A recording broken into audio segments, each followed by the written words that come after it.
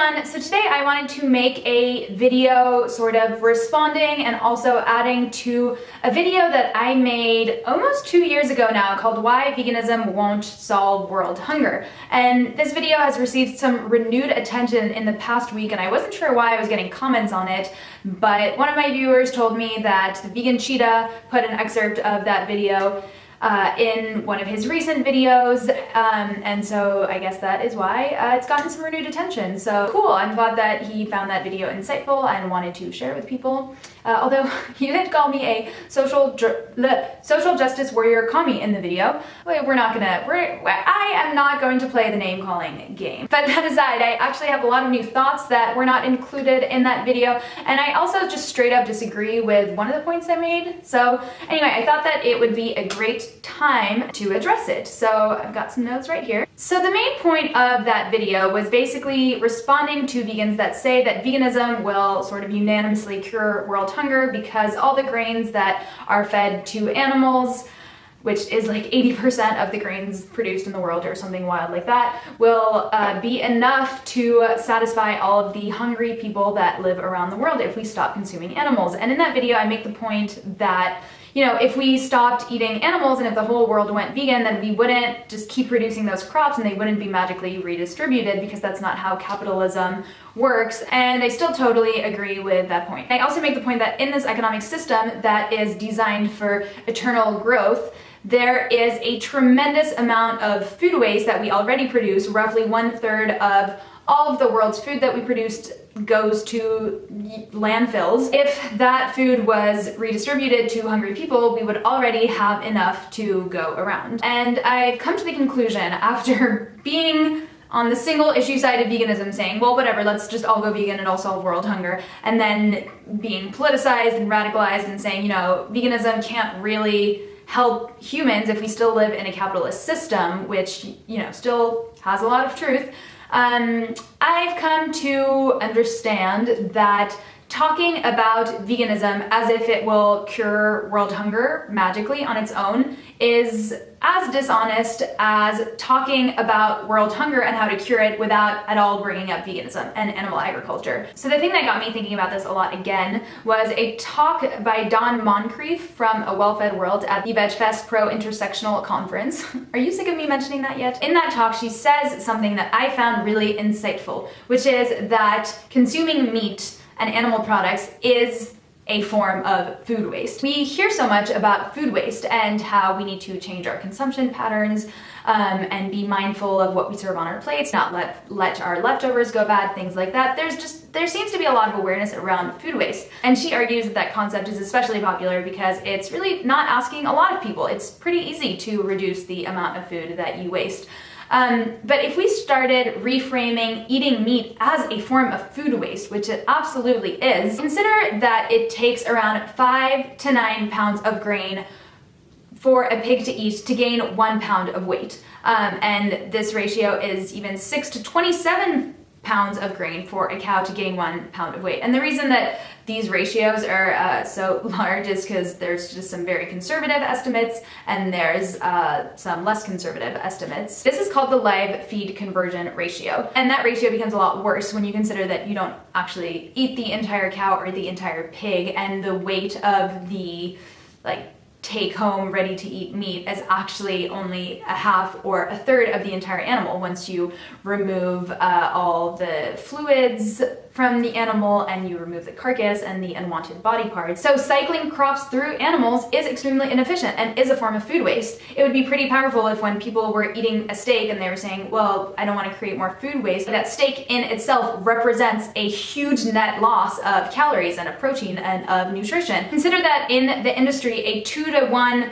loss of food crops is considered very efficient and a cause to celebrate. When we talk about food waste on our plates, would we consider that throwing away half the plate every single time we eat is a reasonable and efficient ratio? No, we would think it was absolutely outrageous and extremely wasteful if we did that. The other big point that I took away from this talk that has made me think a lot is that talking about world hunger without talking about animal agriculture is actually a huge tactic of colonial control that is still used today over third world developing countries. I don't like that term, but global south, whatever you want to call it. They're all problematic. You might not know this because I certainly didn't a few months back, but a lot of the countries that are experiencing extreme poverty, extreme hunger and malnutrition actually produce enough food but export that food to other countries, and a huge portion of it is used to feed livestock. So for example, during the famine of 1984 to 85, which killed 1 million people in Ethiopia, Ethiopia kept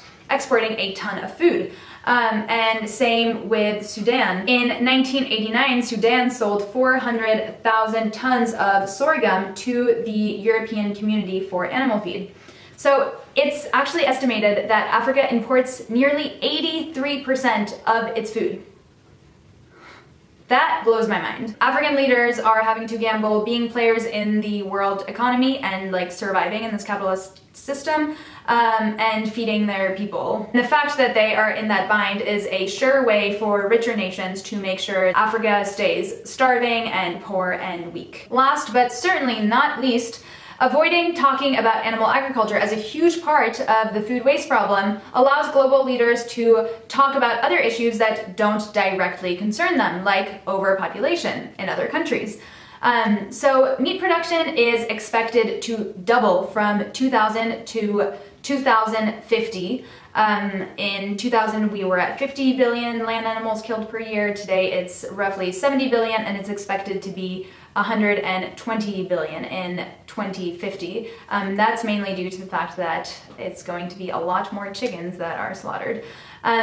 So human population is expected to reach 9 billion by 2050, but experts predict that we will need 70% more food because the way things are headed, they're expecting that a lot of that food will come from animals, so we need to produce more crops. As you may know, China's meat consumption has nearly doubled in the past decade, and China has a population of 1.4 million people, so it's very important what they eat. There's also a lot of concern about India and, you know, all the babies they're making and the food they're eating.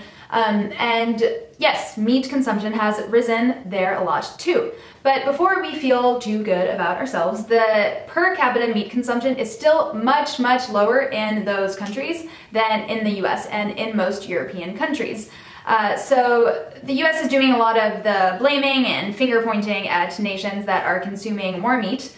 But let's look at who's talking here. Don Moncrief from the talk that I mentioned earlier made a really good point that it sounds really, really bad when we hear that China or India has doubled its meat consumption in the past decade. But consider that it's, you know, their meat consumption was a lot lower to begin with, and it's much easier to double from 1 to 2 or from 2 to 4 than it is from 10 to 20. And talking about global poverty and this increased demand for food without talking about animal agriculture is actually very beneficial for the capitalist class. Again, I'm going to pull from the talk a little bit, but so the leadership response to the question of how are we going to meet this, the people that are coming up with the solutions are saying that we need to focus on technology, we need to focus on increasing our yield of crops. But when you're so focused on science and on technology, you're in the hands of the already powerful. When you have a focus on population and overpopulation, you're talking about very poor countries, you're talking about women and their bodies and their reproductive organs and how to control them. So really when you are wanting to focus on technology and on population and ignoring meat consumption, you are placing the issue back into the hands of the wealthy. And also a point worth making is that a lot of these poorer countries that are increasing their meat consumption, they're doing it because they're emulating us, they're emulating the richer countries. This again is pulled from the talk, but if the US started reframing meat and animal agriculture as a really negative thing, telling other countries like learn from our mistakes, look at all the climate change that is happening because of this, all the food waste, all the diseases we're getting because of the overconsumption of animal products, don't do it, it's really bad. If they started making that really clear instead of, you know, constantly lobbying and advertising to glamorize meat consumption, then maybe it could change something. Meat needs to stop being celebrated and seen as a very wasteful, unhealthy, unethical consumer habit. So in conclusion, no, veganism on its own will not cure world hunger, but it needs to be a part of the conversation. And while it is very important to raise awareness in the vegan community about the shortcomings of that belief that we hear so often, it's also really important to make sure that animal agriculture and eating meat is always a part of the conversation around food waste and around world hunger. So I hope that this video was helpful. I think this is definitely a really important conversation, but a very complex and nuanced one. And I was a little bit too black and white about it in my video, I think. Oh, also, I said in the video that I really didn't believe in showing graphic footage of animal slaughter, and I don't know, I think perhaps I advocated that point with too much unfounded conviction in that video.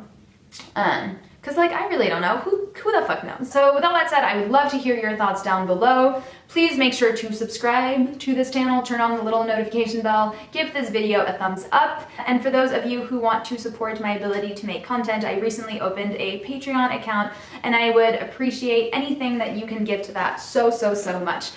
Okay, I think that's it for today's video. Bye!